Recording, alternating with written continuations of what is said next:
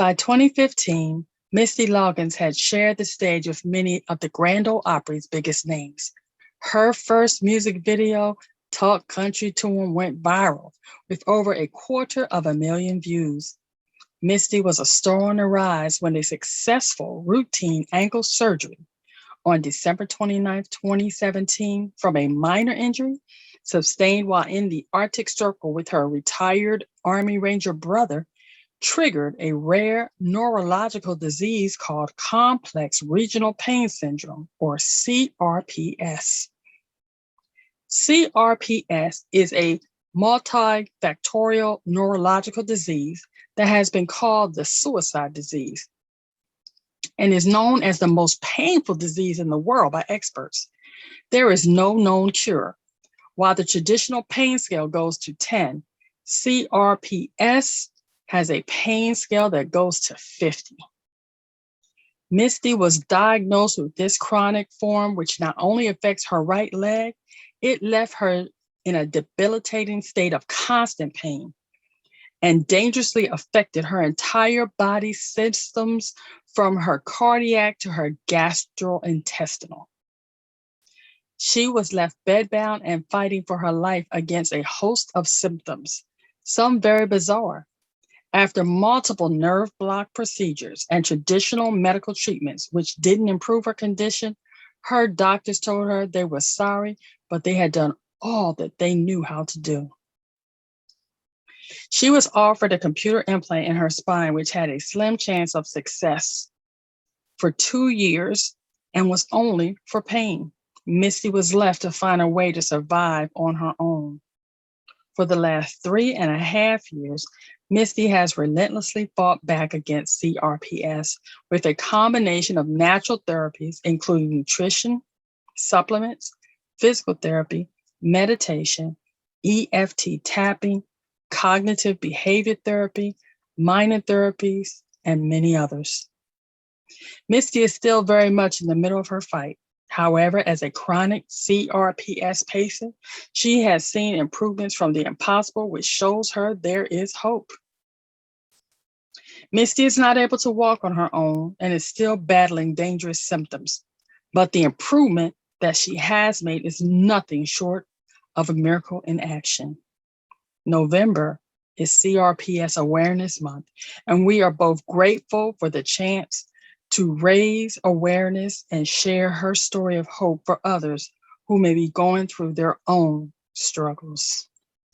Welcome to Talk to Me. I'm your host, Brenda Warren, the Soulutionist. I see things other people often miss.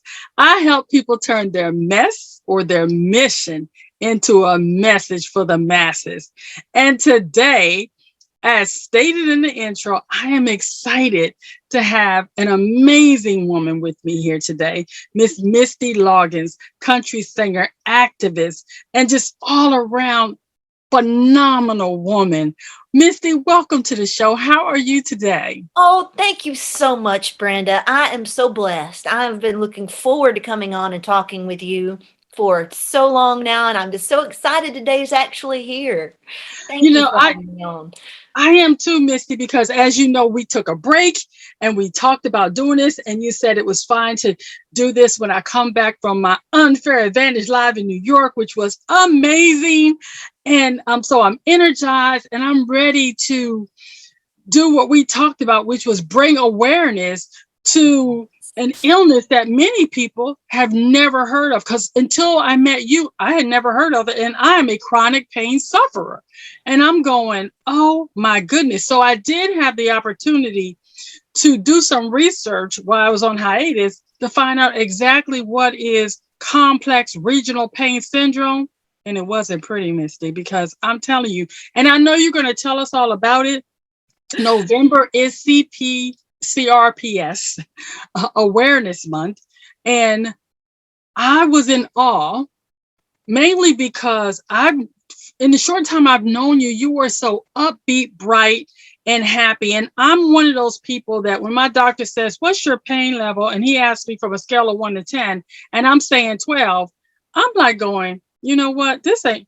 I cannot even imagine the level of pain you're in after I read what it entails in your diagnosis. But before we talk about the CRPS, I really want us to start from where you were before this happened, if you don't mind. Oh, I don't mind at all. I mean, wow, it feels like a lifetime ago. I guess it's only been about 4 years, but coming up on 4 years, about 3.5 years. But I am a country artist and an outdoorsman, and I about 4 years ago I was playing on some of the biggest stages around the world, and traveling the world doing archery and just honestly just at the peak of where I had been working so hard to get for my career. I had record label meetings, I literally had just when I went into surgery for my ankle, I was in Field and Stream magazine. I had an article about me on the newsstands the day they wheel me into surgery about one of the biggest whitetail hunts that I'd had, and just things were going great. As first woman on the cover of Bass Angler magazine, and then all of a sudden, December 29th, 2017, I had just what was supposed to be routine ankle surgery. It was going to be 2 weeks in a boot, and then 3 weeks later, I had already had a trip planned. I had a show in Indianapolis, and I thought things would just keep going. And that's when life went whoop, pause. Mhm. Things have changed, but Yes. no, I literally had my life just kind of yanked out from under me. I went from within weeks of being down in I had been in 4 different states that month. I'd been in Key Mhm. West, I'd been in West Virginia, I'd been in Kentucky, I'd been in Indiana, and of course I live in Tennessee. I had just been go, go, go, go. I was going to have this little surgery, and here I am 4 years, 3.5, 4 years later, still fighting every single day. But I'm winning. I'm winning every single day too. God has been so good to me. And while things have changed, I have to say, there are parts of my life now that I am so grateful for that I don't know if I would have found without going through this. I don't know if I would have had the opportunity to be the person that I am now. I definitely have more empathy for the world and a better compassion and a better appreciation for everything, that's for sure. And if it took going through all this to get that, then that's a bargain. So. Now, when at the time of this, you had your first video had come out, Talk Country Tune, which I love, and you have many other ones that I saw. But uh, could you take me back to where you were emotionally Yes. when this happened? Because for me, my chronic pain story started in 1993, and I remember feeling like I'm too young for this, and this isn't fair. Literally, I was feeling like things were about to happen. I had worked so hard in my career. I was in the studio recording new music, Mhm. following up on some success that I had. I was working with a fantastic team in my Mhm. management. We had plans that were dreams come true. I had it on the books, and I was in a great place. So when this happened, it was almost kind of unbelievable, really. It was Mhm. kinda like surreal. It still is. It's still there are days that I feel like, this it must be a dream, it's Mhm. entirely different. And I don't wanna say I don't feel like it's fair, because why not me? I kinda, in a Mhm. way, feel like, why not me? I'm no different than anybody else. This could happen to anybody. This was just it the plan for my life, but it really couldn't have happened at a I guess I was at the peak of where I have been in my life so far. It was Mhm. right up at the top when the mountain came sliding down. So, So once I guess, would you say that you came to acceptance rather early of your diagnosis, and you were able to just, okay, this is the life I've in the hand I've been dealt, and I'm just going to shuffle the deck and do what I need to do. well, I don't know that I've ever actually accepted any of it. I have Okay. accepted the fact that this is my challenge and this is something that I'm going to rise to, but I refused to believe what I read about CRPS, that this was just something I'm going to have to manage for the rest of my life, and that this is as good as it's going to get for me, and I'm just going to have to accept it and and deal with it. I said, okay, guess what? Something's broken, it can be fixed. I am going to figure out a way to not just survive this, but overcome this. And if this is as limited as my mobility is, then instead of waiting till I'm well enough to do all the things I used to do before, I've had to learn, and it's been a struggle, Brenda. Let me tell you, it has been a struggle, but to learn to love and accept myself in this struggle, because I compare myself to who I was before. And I think the acceptance of it has really just been accepting me, going, hey, well, to be honest, when I first got this, I said, oh, 3 months time, I'm going to be walking again. I can, there's this, I guess that was just a lot of hubris and a little bit of denial. But I finally got to the point where the acceptance was accepting that this was me. This is where I am today. This is the best I can do today. And forgiving myself when I'm not at my best, and realizing that there's really nothing to forgive. I'm just human, and this is where I'm at.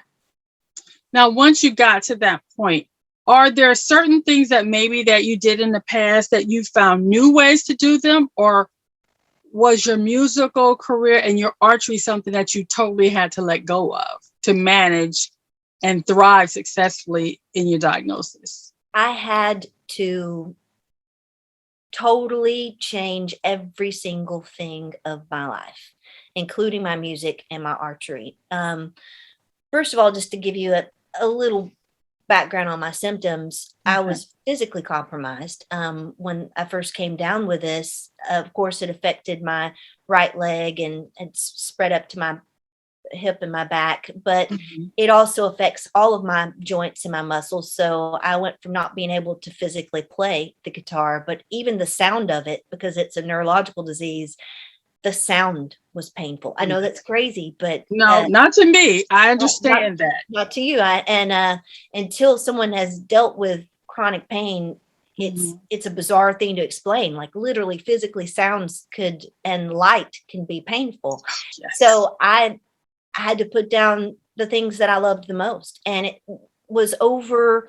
It's really just been this past month that I've changed my guitar strings, that I've been physically able to get back to doing what I love. And I think my music has definitely changed, because I no longer am willing to just compromise anything about my story or who I am or what I have to say. And not saying that I have in the past, but I think I take my music a lot more seriously now. Like, in a way, I no longer care I don't care as much about the little stuff. I'm more about my message and more about doing what God's put in my heart, and not, I don't know if people are going to get this, or, radio might not like this. No, I'm just doing what God has inspired me to do now. And that's a refreshing place to be. It really is. And that came with going through some big stuff, so you learn not to sweat the little stuff, I guess. So I always say that God delivered me from people, because when you get to a place where you feel like you're fighting for your very life, and every sound hurts, the light hurts, and you realize that maybe this is going to be as good as it's going to get, things that seemed really big before, they seem really small. Right. And you have a tendency to remove yourself from negativity, because I always say I live in an attitude of gratitude. And I don't think I would have ever had the positive outlook that I have right now in life had I not gotten the injury that caused my fibromyalgia and then my chronic pain that I have now. Because I'm very aware that, like, music has always played a big part in my life. I always say, if I could sing, oh my God, but I'm always singing, always humming. And when that was taken away from me, I didn't know who I was. Oh, yeah. Because music was everything in our house. It was always on. But when music hurts, Yes. people that haven't been there cannot even, I mean, the sound of a refrigerator humming, I could hear that. And it was like going through my body. And I couldn't explain it to the people around me. They thought I was being a drama queen. Right. And that was one of the other frustrating parts. How have you dealt with those people that are used to the Misty, that was the go-getter, that was out, the outdoorsman, the musician, the artist, the world traveler, and now having to be sat on the sidelines and they're not sure what to do with it? How did you deal with those people? Well, it was a journey in learning how to deal with those people, because I had to learn that I can't control how other people react to my situation. I can just control how I react to it. And I Mhm. had to be very, I guess, for a lack of a better word, selfish in taking care of myself. I Mhm. physically had to go off social media. There just it became very overwhelming. I had Mhm. to, of course, I was homebound and I was bedbound, and I physically couldn't see people, and that was a lot for some people to accept. But I mean, I had I definitely got a lesson in learning who my tribe is and who my friends are. That's for sure. Because some of the people that I cared about the most, I mean, one of my best friends, I'd spent the most time in the woods and up in the tree stand with this person. They told me that I had let them down, and that they read an article and it was all in my mind. And that's not what neurological means. For those of you who are Mhm. dealing with neurological stuff, Yes. don't pay attention to the folks who don't understand that in your mind and in your brain are two different things. Two different things. Mhm. But I had to cut these people out of my life. And Mhm. fortunately, very fortunately, God has put some amazing people in my life. Won't he do That, it? uh, that I'm so grateful that getting rid of the toxic people, there's not really a hole there. But it took me 2 years before I was willing to do that, because I listened to those messages and I said, oh gosh, maybe I can just push through this. Maybe this is my fault. I mean, half my hair's gone. I've got sores all Mm. over me. I've been over, literally, it's been over 1,300 days since I've not gotten sick. I didn't choose this. This isn't in my Mm. mind. But Hello. I can choose how I react to other people who don't understand this. And I just had to go, hey, you know what? This is your paradigm. This is your story, not mine. I'm sorry you feel disappointed that you've lost your friend, and you don't Mhm. want to stick around for the new and improved me with so much more depth to offer. So Right. You know, Misty, one of the things that was hardest for me was the friends and family that said to me that it was in my head. And worst part were doctors that told me it was in my head, because when I would tell them about my pain, nobody would believe me, mainly because I didn't act the way they said you should act if you're in that yes, level of pain, because I was smiling or I was pleasant and I wasn't cussing folks out or acting a complete fool. They did not believe my level of pain. yes, And I learned very quickly that I had to be my own advocate. yes. And so, how have you traversed that challenge of maybe doctors that didn't believe you, maybe in the beginning, at your pain levels, or even that you were experiencing the things that you say you were? Well, I was very fortunate to have a caregiver, Sam, you know, who stepped in to take care of me for 2 weeks of ankle surgery, and then became now just my passionate advocate to be there alongside of me while I would have to stand up for myself. So I've been very fortunate that I've not had to go through this alone.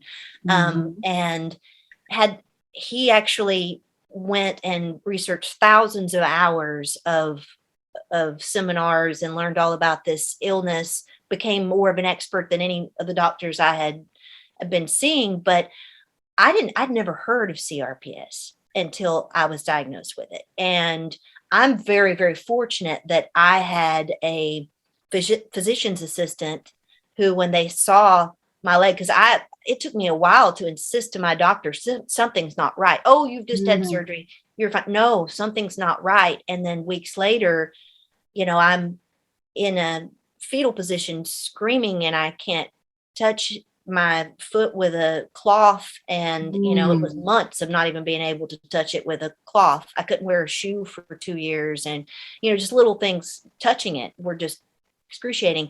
I was fortunate to have a doctor who said, oh, this looks like RDS, which we now know to be CRPS. And I got a confirmation with 4 different physicians. Of course, modern day medicine is very limited with what they can do, but I have learned to stand up for myself, because like you, I am the person that the more hurt I am, generally the more I joke around, the more I smile, the more I compromise it with conversation or deflecting onto somebody else's story.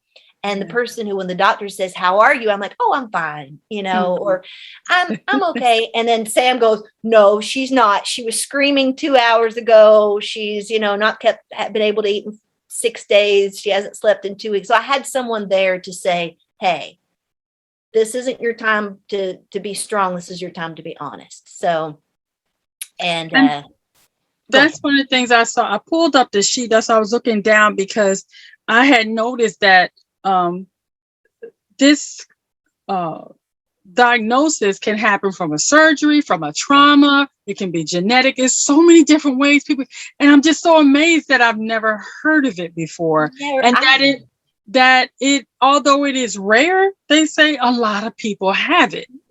That was the thing that blew me away. And I even began to question, was my own diagnosis right? Because I've been diagnosed with fibromyalgia since 1993. And there are things, when I have a flare up, Misty, clothes, I can't even wear clothes. Wow. It is so, and when you said that, I thought about the fact that I cannot I have some very special dresses. They're made out of the softest of softest cotton, that when that happens, if anyone sees me in that dress, they know, even if I'm smiling, she's in a lot of pain, because that's the only thing that I can put on my body. Yes.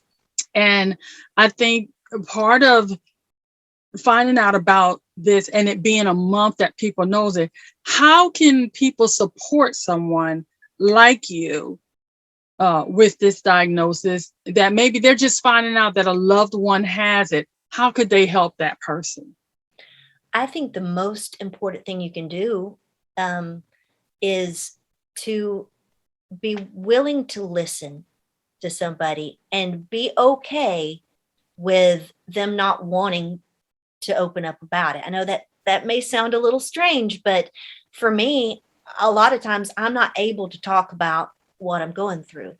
I just want someone to understand that and to reassure me that they're going to be there when I'm able to talk, that I'm not pushing them away, that I'm just having to take care of myself.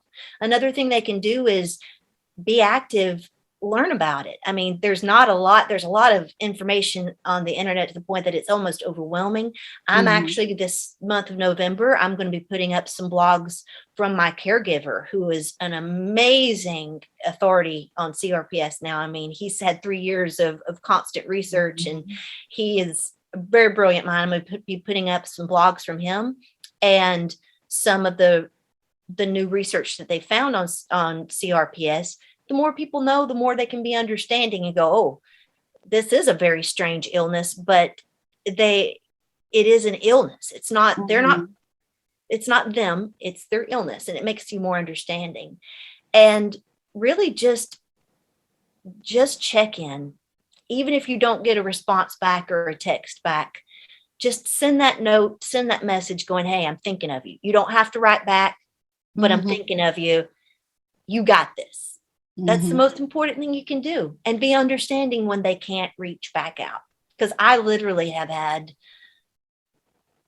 years now of being isolated to the point with my friends who haven't given up on me, but they've learned to understand that I appreciate their encouragement, even when I can't give that feedback.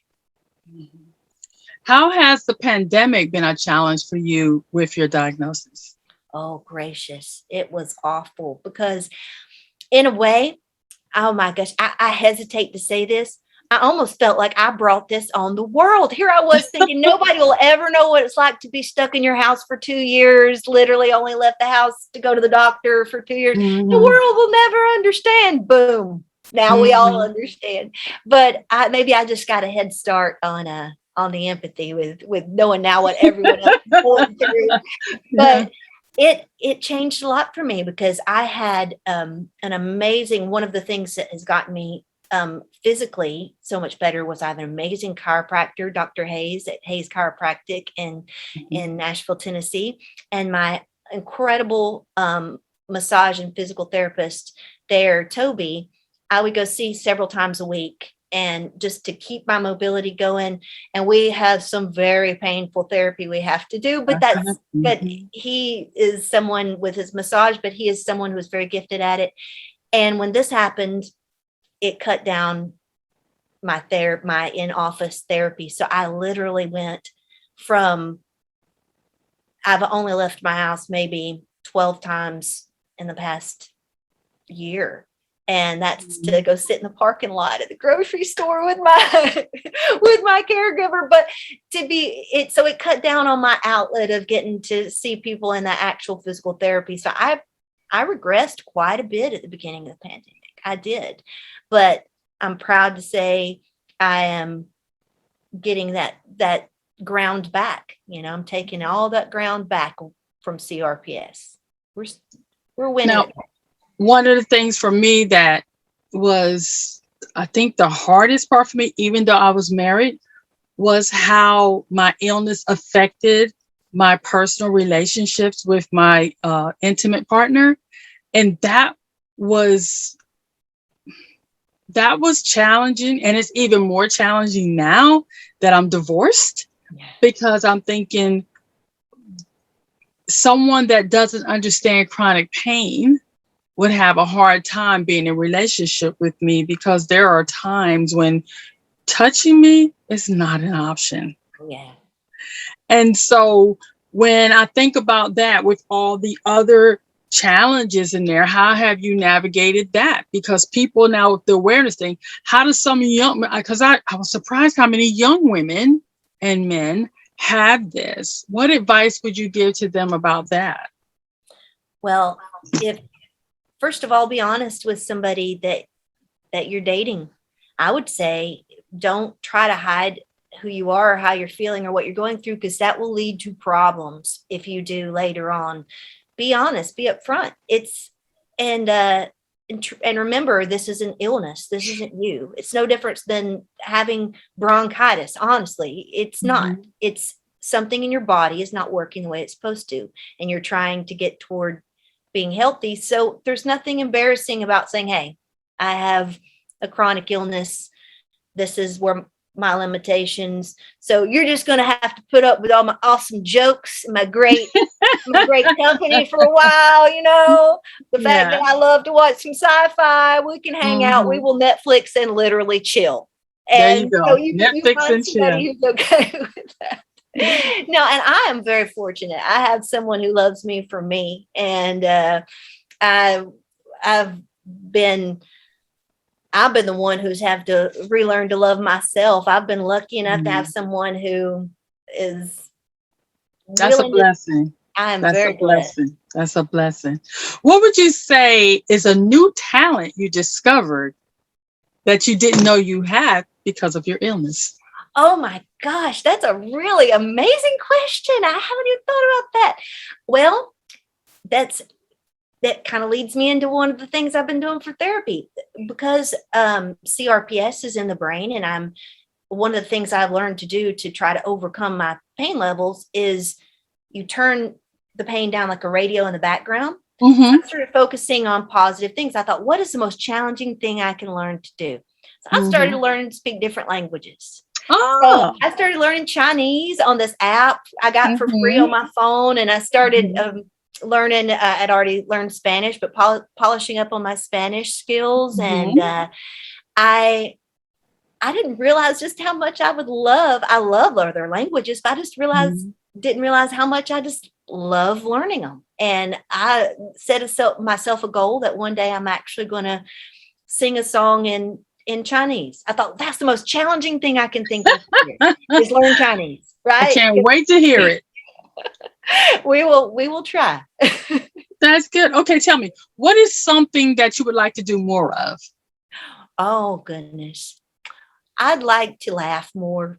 I would, because I love to laugh, and I try to laugh every single day, and that's been one of the most healing things that I've done through this experience. But one thing I'd like to do more is talk to people. I've been very isolated, so talking to you has been just such an exciting thing in my day, and so I guess if I could put the two together, I look forward to performing again more. Okay. So are you still doing your podcast? I am.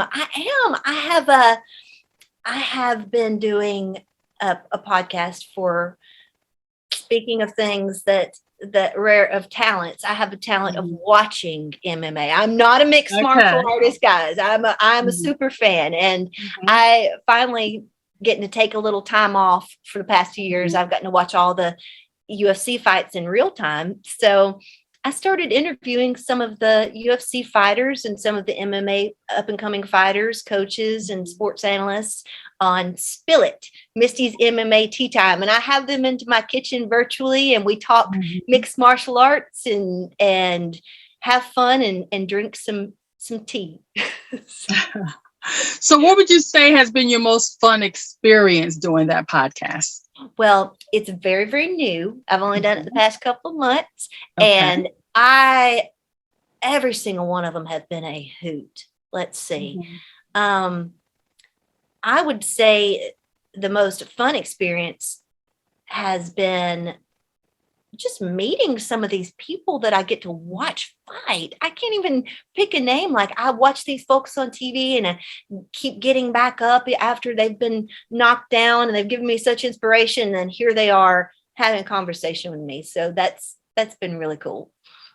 That's what I love doing this, because I get to talk to some of the people that I watch, like yourself, and just getting to meet people and see where they're coming from, what their struggles are. Speaking of that, what would you say is your greatest struggle right now? I am overcoming my struggle with my own self-confidence. I really like am. That. I am whooping its tail, though. I had a very wise mutual friend of ours. Jen says we need 51% confidence to do something. That's all you need. Just 1%. Don't you just love her? Make it. I just love her. I know, and I'm she's so grateful to both of them for bringing us together. So, I call her the mindset madam, because she is a lady, and I just love the way she carries herself and how she helps us focus on things that we probably would have missed, because she brings clarity, and I love that about her. And like you said, and it brought us together. So that makes her a superstar in my book. Yes, absolutely. And that, just hearing that 51% was all you needed of your confidence to achieve something. I thought, here I have been aiming for that 100% confidence.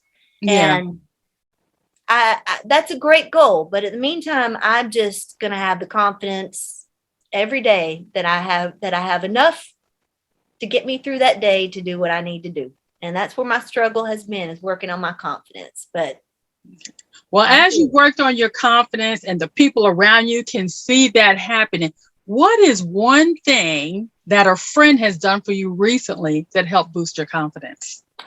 Oh my goodness. Wow. I have been so fortunate. We have started CRPS Awareness Month, and I'm starting to get these photos of people wearing orange, because throughout the month, just I have my orange ribbon. If you just snap a photo, yes, I love it. And it's sparkly. I don't know if they can see it, but it is. I love it. And I've just been getting these messages and these photos, and it's really just lifted my spirit. But it made me feel like, wow, I actually, someone heard my message, I'm actually, it worked, I'm Making not, a difference. it's making it, if Yeah. one person out there can get something out of it, it's totally worth it. And not to be too selfish about it, but this has definitely done a lot, just even for me, just seeing the support. So it's been so worth it. Okay, I have two final questions for you. The one before the final is this. What would you like, if there was only one thing you could tell people about this disease, what is it that you'd like them to know?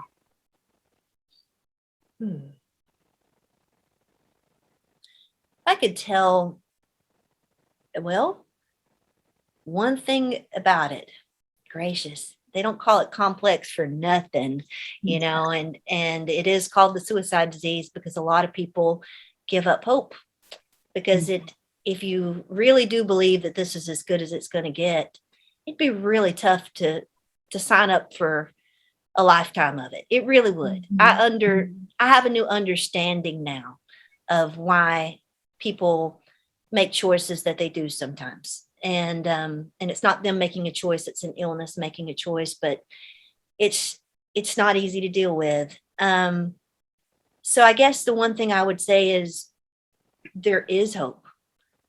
It is the strangest disease I've ever heard of because it's multifactorial. It leads to a bunch of different other syndromes. You can have this and then suddenly it acts on a whole bunch of other diseases, just because it affects the brain that way. And it can be like a domino effect. But there's hope. There's hope. There's hope. There's hope. I got a big old dose of this disease. I got all kinds of crazy symptoms. And to the point there were times, I don't like to admit this, but my caregiver did have the foresight to hide my weapons and my hunting stuff from me. Been there. Just because it's painful. It's painful. And but there's hope. I've seen it. And even though medicine is limited in what they can do, I have progressed so much with other alternate therapies. And there's a lot of other alternate therapies out there that I think, and I believe, it's not just a think thing. I believe 100% we can beat this. It won't be a one size fits all cure, but it will be completely beatable. So, Misty, with everything you've gone through and all that you deal with daily, how do you live your best life now?